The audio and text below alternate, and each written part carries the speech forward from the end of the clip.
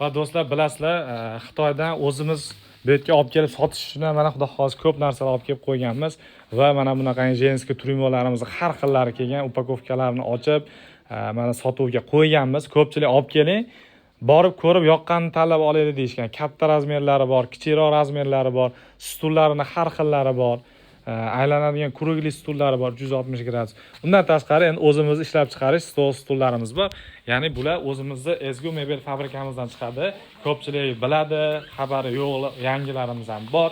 Xudo xolsa bemalol aloqaga chiqsanglar, stul kerak bo'lsa, o'zimizning местный mebellar kerak bo'lsa va zakaznoy mebellar, uyingizga oshxona bo'ladimi, garderob bo'ladimi, prixoshka, patvi, liboy narsa xudo xolasa imkon qadar qo'limizdan kelganicha eshik, derazalar zinalarigacha qilib bera olamiz. Va asosiy xudo xolasa hozirgi jarayonlarimiz aynan Xitoy mebeli. Nari yoqqa qo'ying aka. Mana ko'rganinglardek real